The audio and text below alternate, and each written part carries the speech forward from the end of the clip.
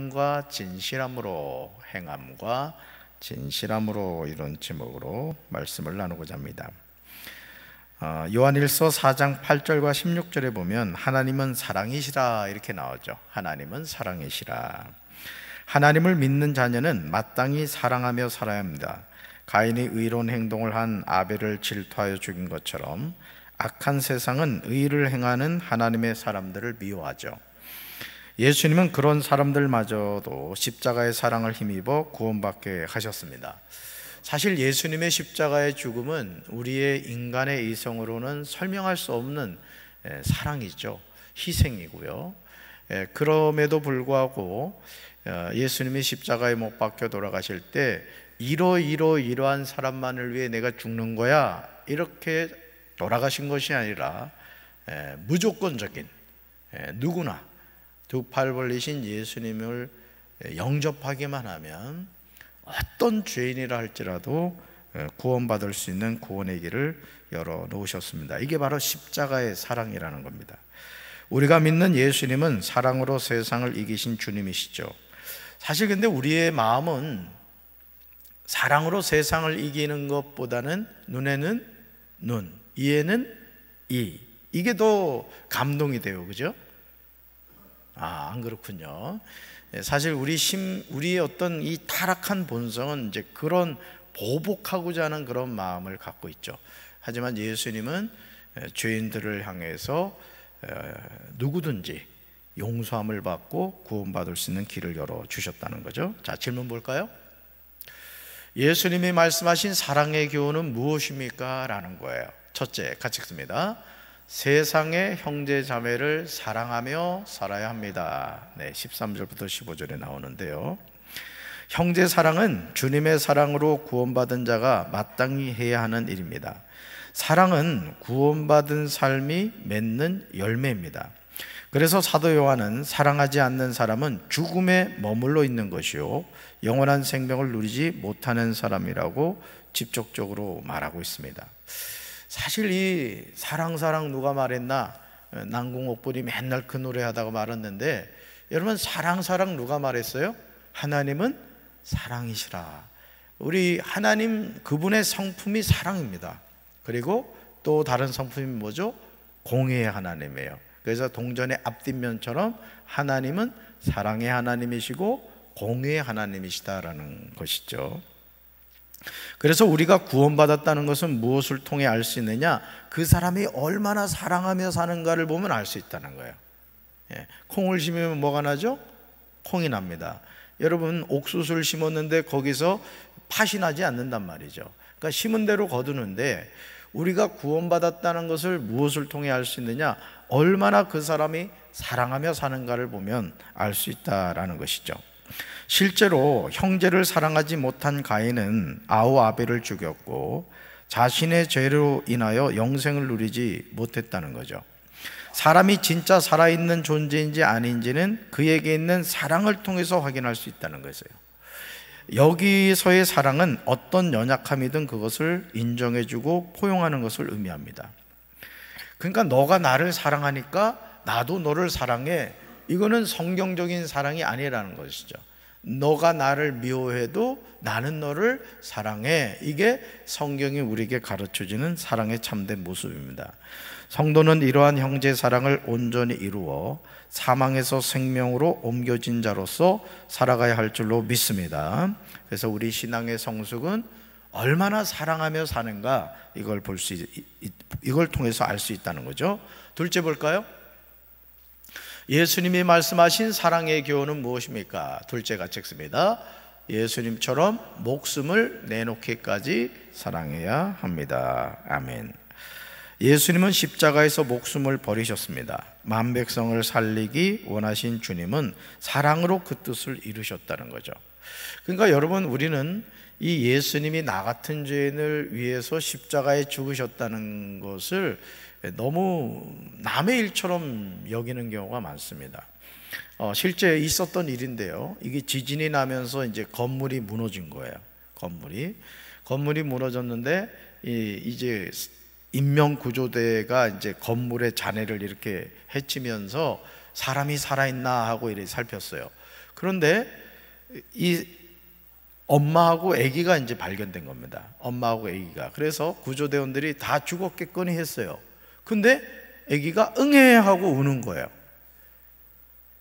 여러분, 건물이 무너져 내린 상태에서 어떻게 그 아기가 살 수 있겠습니까? 아무것도 먹을 수 없는 상황인데 그 어떻게 살았나 했더니 이 엄마가 자신의 몸에서 이게 상처를 해가지고 그 아이에게 엄마의 피를 빨게 한 거예요. 그래서 그걸 먹고 이 아이가 이제 생존했던 것이죠. 여러분, 그런 어떤 모성애적 사랑이 누구로부터 주어진 걸까요? 하나님으로부터 주어진 것이죠. 부모가 자식을 위해서 생명을 던지듯이 우리 하나님도 죄인인 우리를 구원하기 위해서 독생자 예수 그리스도의 생명을 십자가에서 주셨다라는 것입니다. 그래서 우리는 예수님의 희생을 통해서 참 사랑을 이해하고 경험하게 되었습니다. 인류를 구원하신 예수님을 따르는 사람이라면 마땅히 형제를 뭐하며 살아야 된다? 사랑하며 살아야 돼요. 근데 이게 쉬워요, 어려워요? 우리끼리 얘기해보자고. 미운 사람이 있어요, 없어요? 있어요. 밥맛 뚝 떨어지는 사람이 있다고. 그죠? 괜히 보면 기분 나쁘고. 여러분 표정을 보니까 저보고 그런 것 같아 지금. 안 그렇죠?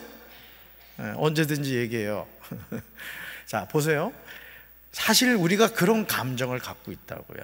그런데 오늘 이 요한 1서 3장 말씀을 보면요, 이 사랑이라는 문제가 얼마나 우리 신앙의 바로미터인가를 얘기해 준다는 거예요. 형제를 미워하는 것은 성경에서 허용하지 않습니다. 너가 형제 미워하니? 그러면 너는 참된 믿음이 없는 거야. 이게 오늘 성경에서 우리에게 말해주고 있는 거예요. 자, 볼까요? 우리 15절 성경 말씀, 여러분 성경을 보세요. 15절 같이 읽습니다.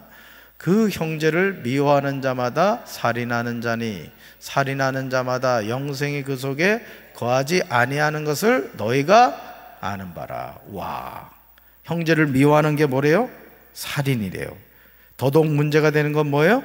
영생이 그 속에 거하지 않는다는 거죠. 그게 선택의 문제가 아닌 겁니다. 그래서 여러분, 우리가 이 믿음의 공동체, 사랑의 공동체 안에서 여러분들이 누군가에 대한 불편한 마음이 있잖아요. 그 마귀에게 틈을 주는 거예요. 형제 자매 사이에서도 마찬가지예요. 미운 사람 있어요. 그런 사람 분명히 있습니다. 하는 짓마다 미운 짓만 골라 하는 사람이 있다고. 그래도 우리는 뭘 선택해야 된다? 미움을 선택하는 게 아니라 뭘 선택해야 된다? 사랑을 선택해야 되고 사랑하며 살아야 되는 거예요. 그게 구원받은 하나님의 자녀의 삶의 모습이라는 거죠. 할렐루야. 우리 아내분들 남편이 미워도 불쌍히 여기시고 사랑해 주시기 바랍니다.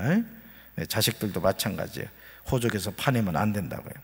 자, 한 걸음 더 나아가 예수님께서는 사람이 친구를 위하여 자기 목숨을 버리는 것이 가장 큰 사랑이라며 목숨을 버리기까지 닮으라고 하셨습니다. 우리에게 이렇게 사랑을 강조해 가르치신 것은 연약한 육신의 성정으로는 이런 사랑을 하기가 쉽지 않기 때문에 그렇다는 거죠. 하지만 그럼에도 반드시 해야 할 사명이기 때문이라는 거예요. 성도는 성령의 도우신 가운데 어렵고 소외된 이들을 사랑함으로 천국 백성의 삶을 살아야 한다는 것이죠. 저는 정말 우리 성도들이 부자가 되시기 바랍니다. 아멘. 정말 부자가 되십시오. 하여간 하나님이 주시는 물권의 복을 받으세요. 또 영권의 복과 인권의 복을 받으십시오.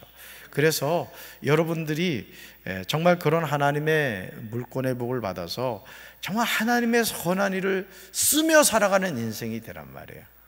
아멘. 정말 여러분의 가정이 말이죠, 선교지에 교회도 짓고 말이에요, 우리 지방에도 어려운 교회들 많단 말이에요.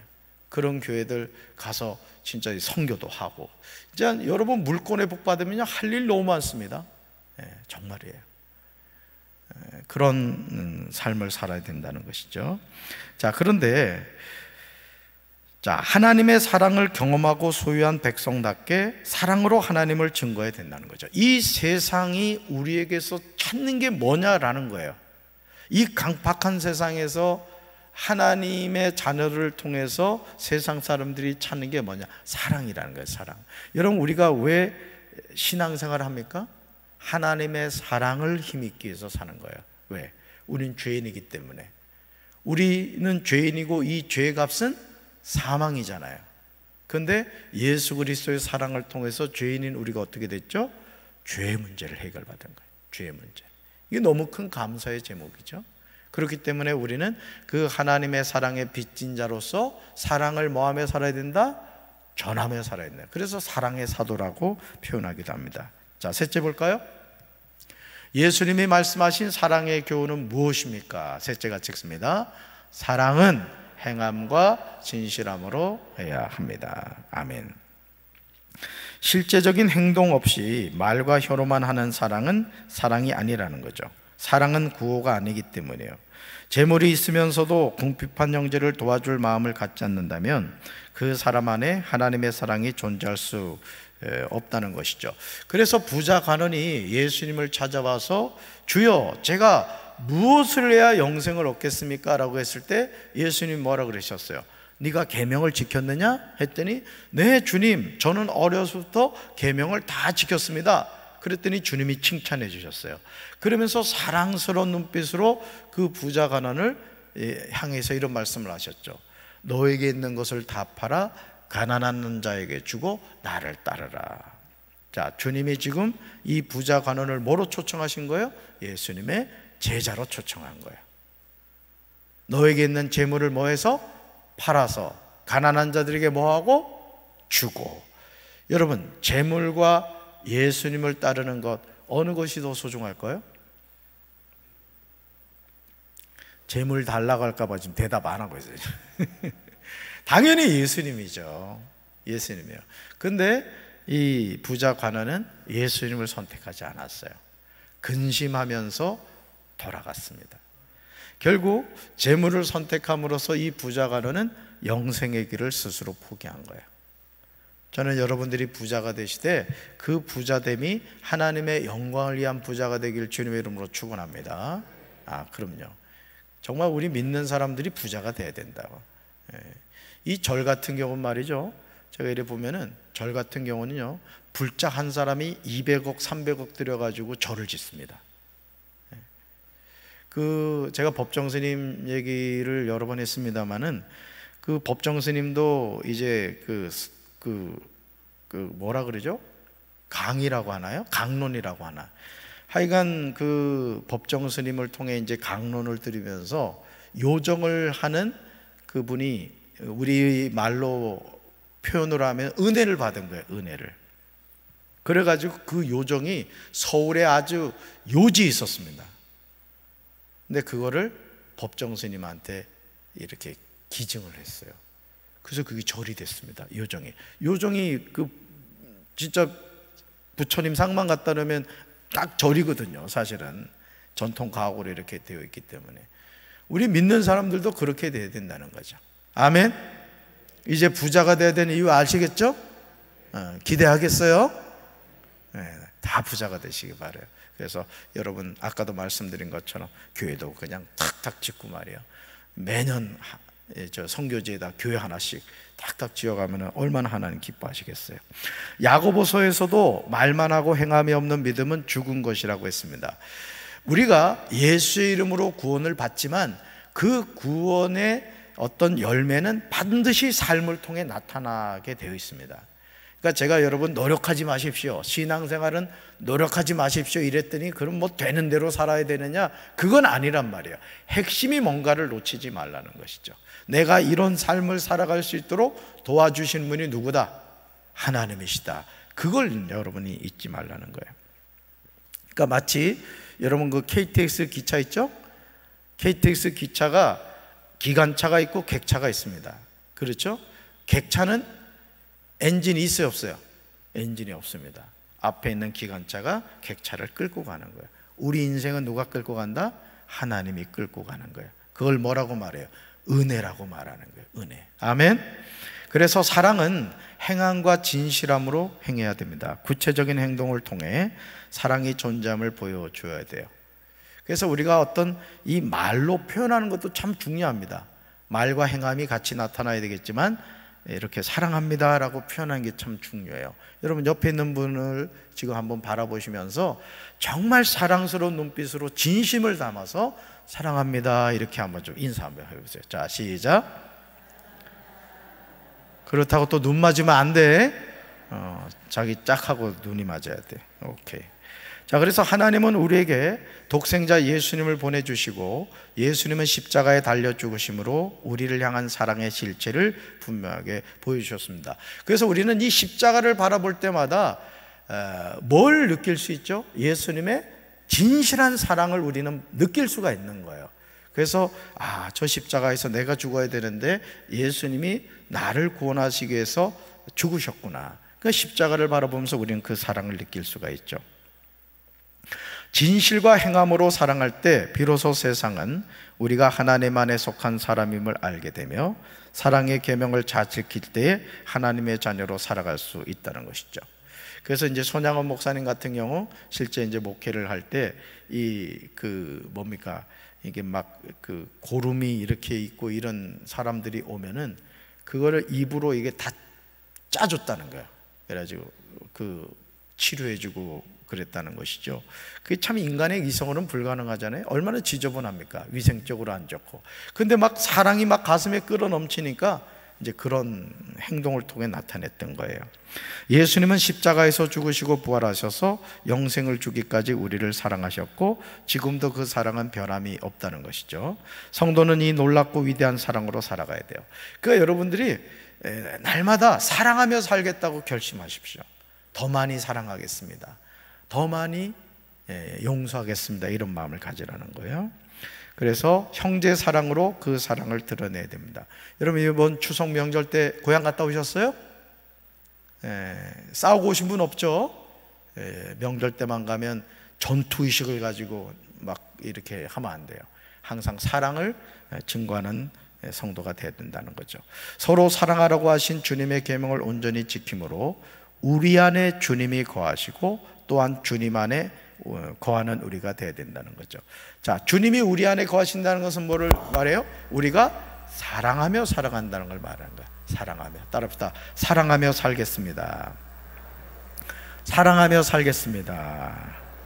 자, 묵상 질문 볼까요? 묵상 질문. 자, 첫째, 같이 읽습니다. 나를 미워하는 사람을 사랑의 마음으로 품은 적이 있습니까? 자, 13절부터 15절 읽습니다. 형제들아, 세상이 너희를 미워하여도 이상히 여기지 말라. 우리는 형제를 사랑함으로 사망에서 옮겨 생명으로 들어간 줄을 알거니와 사랑하지 아니하는 자는 사망에 머물러 있느니라. 그 형제를 미워하는 자마다 살인하는 자니 살인하는 자마다 영생이 그 속에 거하지 아니하는 것을 너희가 아는 바라. 참 이게 무서운 말씀입니다. 그러니까 사랑은 선택이 아니라는 거예요. 내가 구원받았다면 마땅히 뭐하며 살아야 된다? 사랑하며 살아야 된다는 거죠. 자, 그 다음 두 번째 질문입니다. 같이 읽습니다. 형제 사랑을 위하여 희생한 것이 있다면 그것은 무엇입니까? 16절 읽습니다. 그가 우리를 위하여 목숨을 버리셨으니 우리가 이로써 사랑을 알고 우리도 형제들을 위하여 목숨을 버리는 것이 마땅하니라. 아멘. 예수님은 우리를 위하여 뭘 버리셨다? 목숨을 버리셨다고요. 뭐 하려고? 우리를 사랑하려고 그렇게 하셨다는 거죠. 우리 또한 형제 사랑을 위해서 희생할 수 있어야 된다. 참 이게 쉽지 않아요. 주님이 도와주셔야 될 문제죠. 세 번째 질문 같이 읽습니다. 말로만 하고 있는 사랑이 있습니까? 라는 거예요. 17절부터 19절 읽습니다. 누가 이 세상의 재물을 가지고 형제의 궁핍함을 보고도 도와줄 마음을 닫으면 하나님의 사랑이 어찌 그 속에 거하겠느냐. 자녀들아, 우리가 말과 혀로만 사랑하지 말고 행함과 진실함으로 하자. 이로써 우리가 진리에 속한 줄을 알고 또 우리 마음을 주 앞에서 굳게 하리니. 아멘. 말로만 하는 사랑이 아니라 삶을 통해 실천하는 그런 삶을 살아야 된다는 거죠. 삶의 적용 보겠습니다. 같이 읽습니다. 형제 사랑을 가정과 공동체에서 어떻게 실천할 수 있을지 생각해보고 진실한 마음으로 실행에 옮깁시다. 네. 형제 사랑을 가정과 공동체에 어떻게 실천할 수 있는가. 이 속회에서도 그렇습니다. 또 선교에서도 마찬가지죠. 그러니까 여러분들이 앞으로 나는 죽을 때까지 사랑하며 살겠습니다, 이런 마음의 결단을 하시고 마귀에게 마음 뺏기지 마시고 늘 사랑하며 여러분의 신앙이 성숙해 가기를 주님의 이름으로 축원합니다. 우리